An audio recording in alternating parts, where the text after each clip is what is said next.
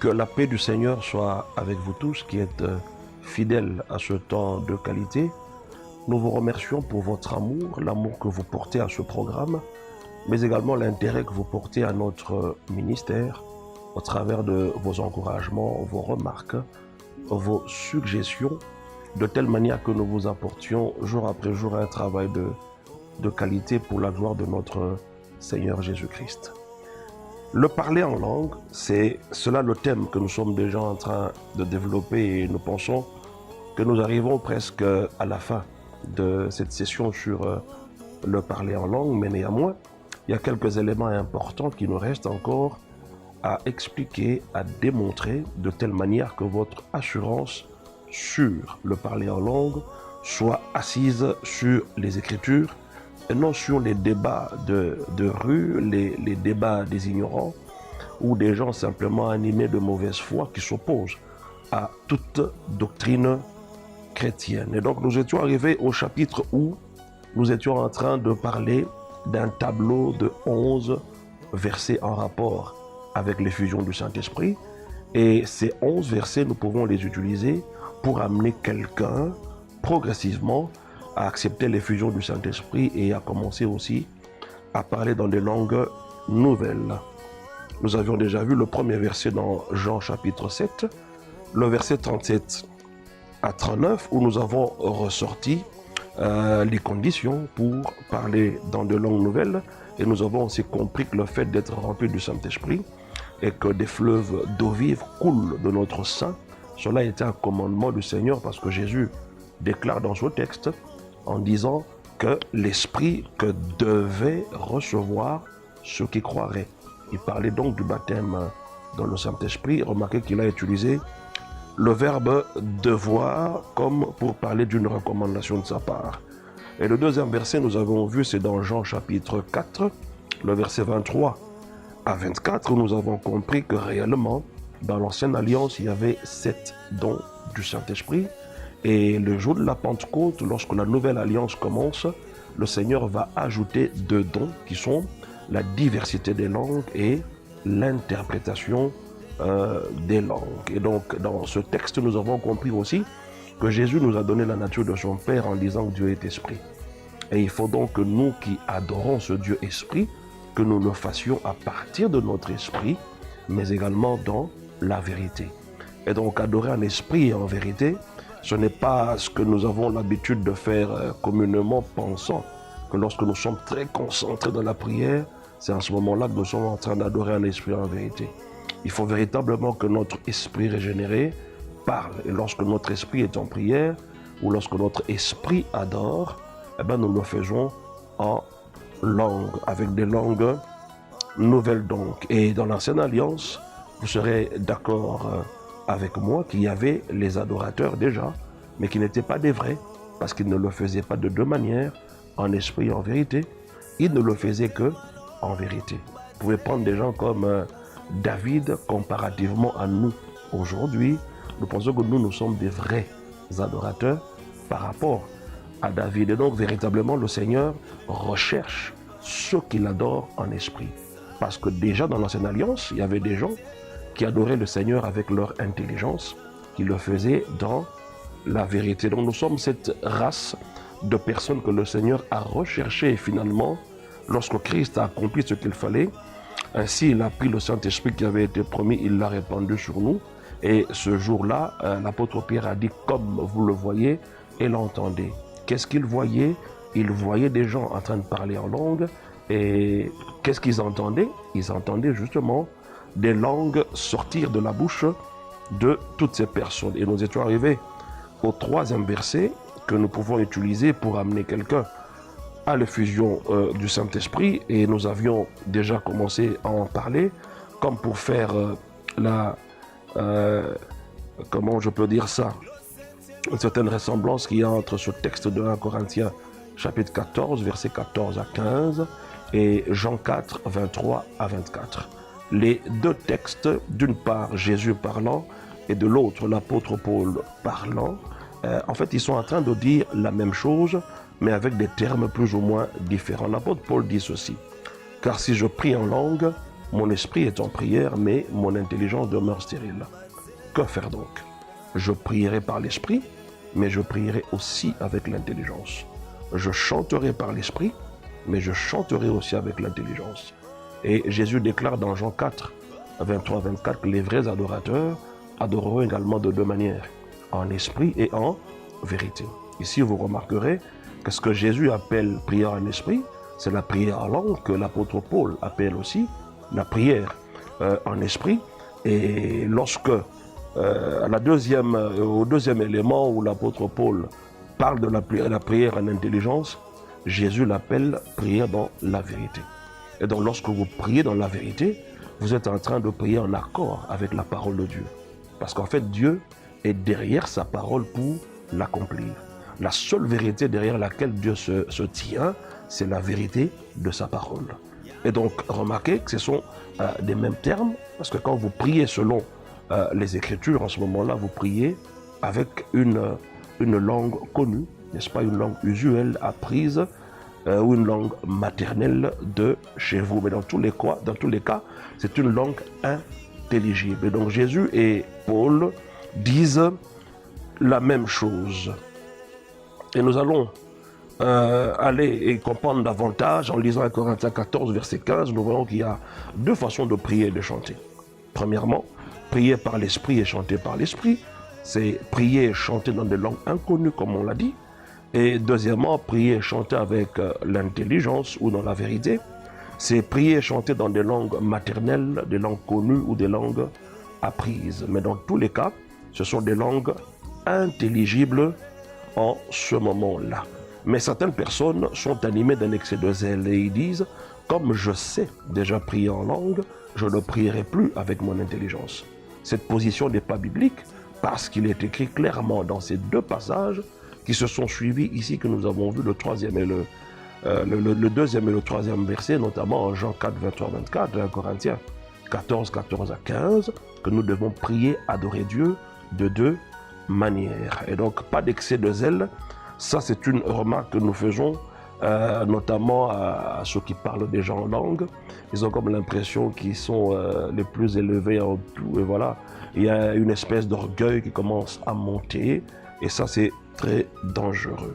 Alors, quatrième verset que nous pouvons utiliser pour expliquer au mieux à une personne de manière à accéder à l'effusion du Saint-Esprit, c'est 1 Corinthiens 14, toujours. Mais là-dedans, on a 4 versets que nous allons expliquer. Le deuxième verset d'abord de 1 Corinthiens 14, il est écrit « En effet, celui qui parle en langue ne parle pas aux hommes, mais à Dieu. Car personne ne le comprend, et c'est un esprit qui dit des mystères. » Et donc, remarquez ici que quand quelqu'un ne parle pas aux hommes, mais à Dieu, c'est une conversation qui n'est pas horizontale, mais qui est verticale. Et on dit ici que celui qui parle en langue, en parlant à Dieu et non aux hommes, il s'agit donc de la prière. Parce que, à la base, prier, c'est parler à Dieu ou parler avec Dieu. Mais lorsque vous parlez à des hommes qui sont vivants, ça peut être une conversation, un discours que vous faites, ainsi de suite. Mais quand vous parlez à des morts, c'est de l'idolâtrie. Et lorsque vous parlez aux saints qui sont déjà morts, tels que Pierre, Paul et les autres, c'est également de l'idolâtrie. Mais ici, remarquez très bien que le parler en langue comme prière n'est pas en soi une idolâtrie. Ce n'est pas non plus une conversation entre un homme et un autre homme, mais c'est plutôt l'homme qui parle à Dieu, n'est-ce pas? Et la Bible dit qu'en ce moment-là, il dit des mystères parce que personne ne le comprend. Deuxième verset, le verset 4 d'A Corinthiens 14, il est écrit « Celui qui parle en langue s'édifie lui-même. Celui qui prophétise édifie l'Église. » Alors remarquez très bien, ce verset 4, la partie A, la direction c'est laquelle? De l'homme vers Dieu. On dit très bien, celui qui parle en langue s'édifie lui-même. Et rappelez-vous de la version Parole vivante où il est écrit dans ce passage d'A Corinthiens 14, le verset 4, partie A, il était écrit aussi que la langue de prière ne profite qu'à celui qui la parle. Remarquez très bien qu'ici, bien entendu, c'est écrit parler en langue, mais par rapport aux bénéfices que nous ressortons là-dedans, ce n'est pas ceux qui écoutent qui bénéficient, mais c'est celui qui parle. Et donc la partie A, la direction, il s'agit de la prière de l'homme vers Dieu. Mais la partie B fait allusion à la prophétie. Celui qui prophétise édifie plutôt l'Église. Vous remarquez qu'à ce moment-là, ce n'est plus l'homme qui parle à Dieu, mais c'est plutôt Dieu qui parle à un homme et ce dernier transmet ce message à l'Église pour l'édification de tous. Et donc il s'agit de Dieu qui parle aux hommes. Et le verset 18 d'un Corinthiens 14, il est écrit « Je rends grâce à Dieu de ce que je parle en langue plus que vous tous. » Paul parlait en langue plus que tous, s'agissant des chrétiens de Corinthe. Et pour le cas d'espèce, comme on le dit, Paul se compare à tous ces chrétiens de Corinthe. Et lorsqu'on dit dans la Bible, dans ce passage, « parler plus que tous », cela fait allusion au temps passé à prier en langue, n'est-ce pas? Et remarquez très bien que l'apôtre Paul en était fier. On peut donner un exemple. Lorsque nous disons que je mange plus que tous, ça veut dire que tous mangent, mais la quantité que moi je mange est supérieure à la vôtre. Voilà ce que vous pouvez retenir dans ce passage qui dit « Je rends grâce à Dieu ». Remarquez qu'il remercie Dieu. Il rend des actions de grâce à Dieu. Il est reconnaissant envers le Seigneur de l'avoir amené dans cette expérience et l'opérer dans cette expérience à un niveau très élevé. Il dit « Je rends grâce à Dieu de ce que je parle en langue plus que vous tous ». Il s'agit donc du temps passé dans la prière en langue. Et nous posons une question de savoir combien de temps prenez-vous généralement à prier en langue? Il y a beaucoup de gens qui ont du mal à prendre ne fût-ce que 10 minutes en train de prier en esprit. Vous savez, si vous voulez vraiment bénéficier de tout ce dont on a parlé sur la prière en langue, vous devez être assidu dans la pratique de la prière en langue. Je prends l'exemple, si vous voulez développer vos muscles, je pense que vous devez être assidu, n'est-ce pas, à transporter des poids jour après jour pendant un temps déterminé et en fin de compte, vous allez remarquer que vos muscles vont se développer. Là, il s'agit des muscles physiques. Pareil pour les muscles spirituels. Quand vous priez en langue après 1 minute ou 2 minutes, vous ne bénéficierez jamais de tout ce dont on a parlé ici.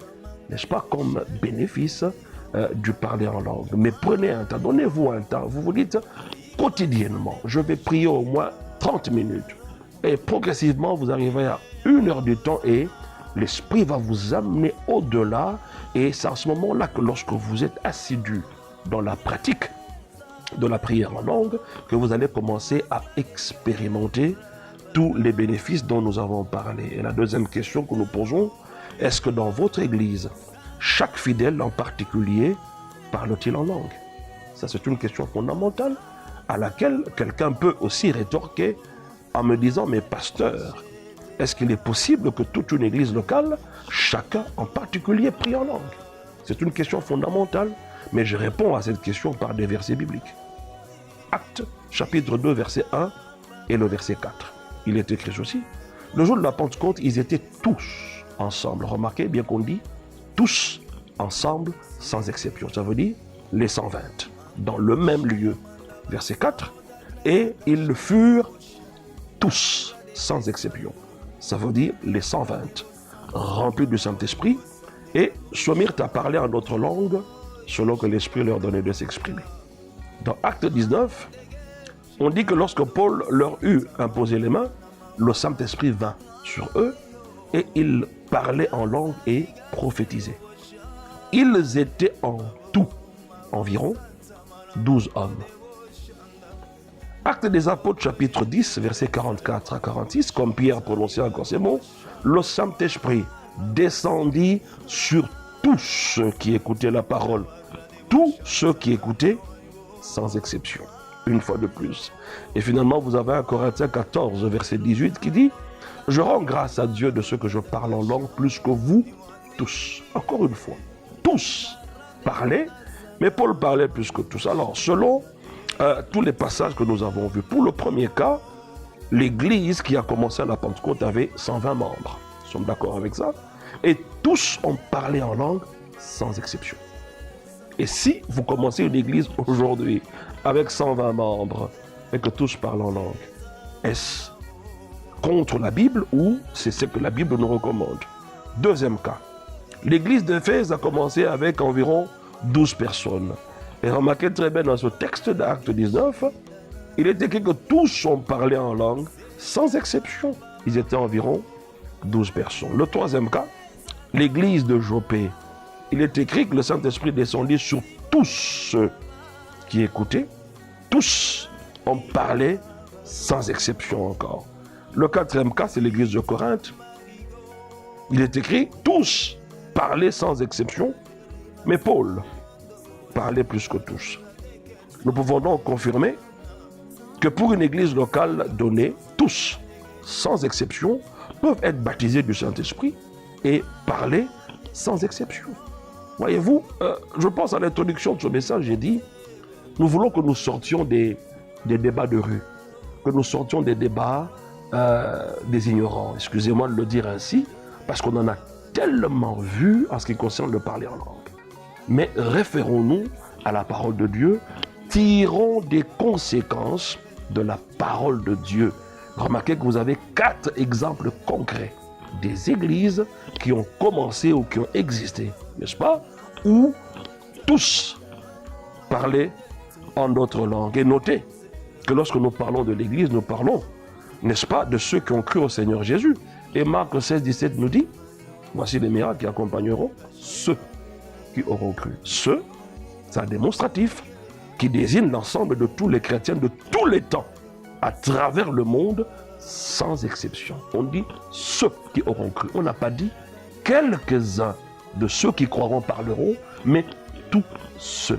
Avec ce ceux, vous comprenez très bien que c'est l'ensemble de tous les chrétiens de tous les temps, à travers le monde, sans exception, qui parleront des langues nouvelles.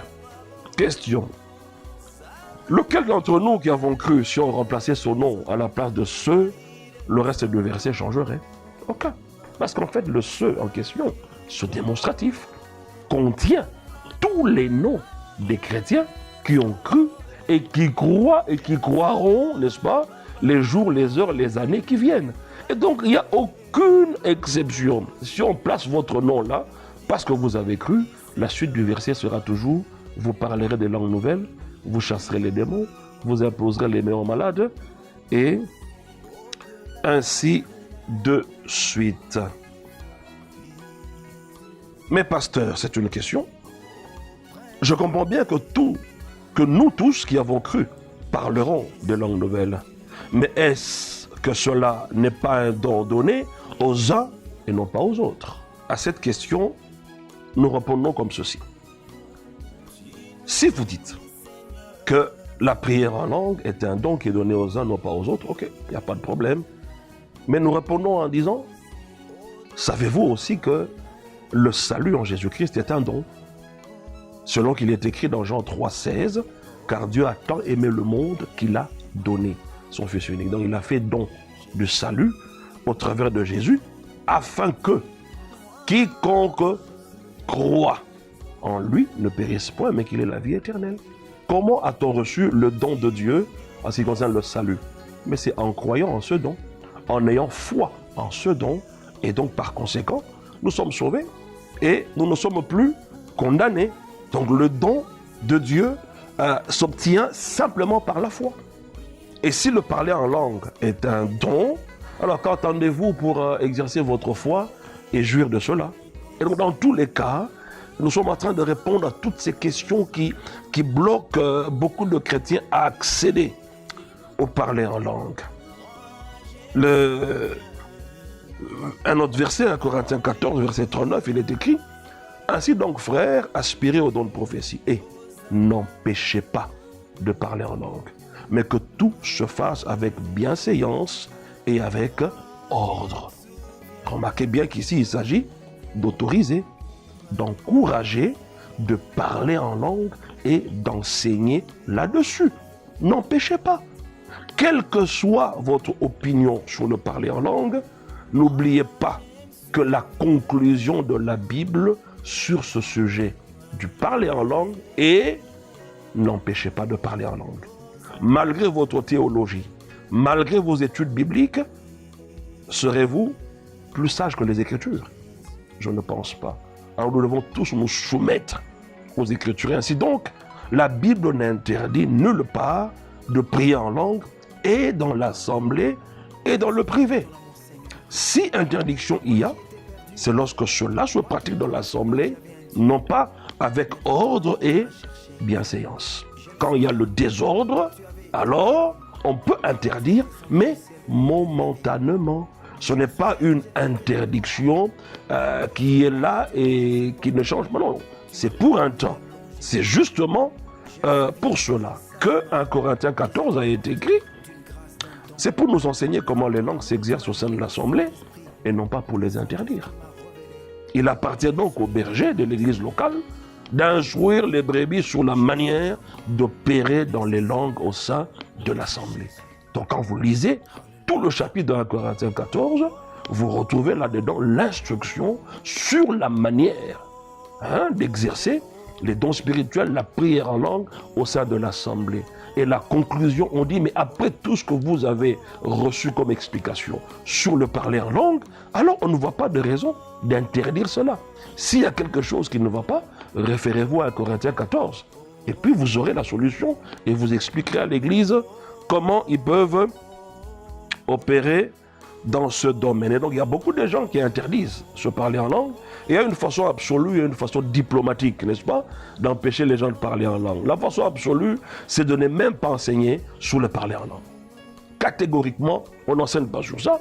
La façon diplomatique, c'est dire par exemple à quelqu'un que Satan aussi parle en langue. Ou en disant cela, eh bien, vous injectez la peur, le doute, l'hésitation dans les cœurs des fidèles. Quand vous dites que Satan parle en langue, les démons parlent en langue, c'est un doute que vous injectez dans leur cœur. Ils parleront difficilement en langue.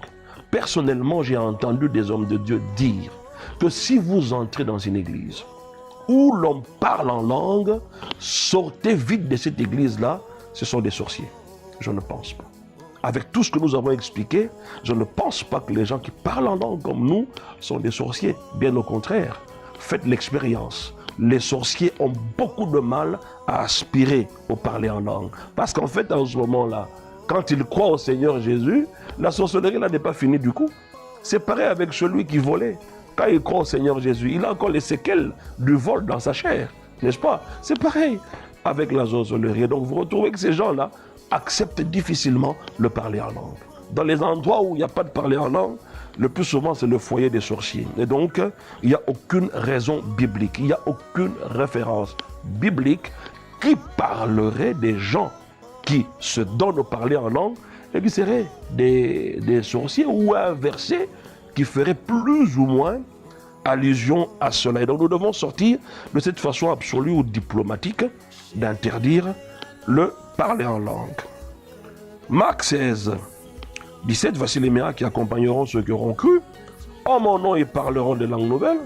Quelle est donc l'opinion de Jésus par rapport au parler en langue? Est-ce que Jésus est-il d'accord que je parle en langue? Oui, Jésus est d'accord que je parle en langue. Joël, chapitre 2, 28 à 29. Après cela, je répandrai mon esprit sur toute chair. Vos fils et vos filles prophétiseront. Vos vieillards auront des songes et vos jeunes gens des visions. Même sur les serviteurs et sur les servantes, dans ces jours-là, je répandrai mon esprit.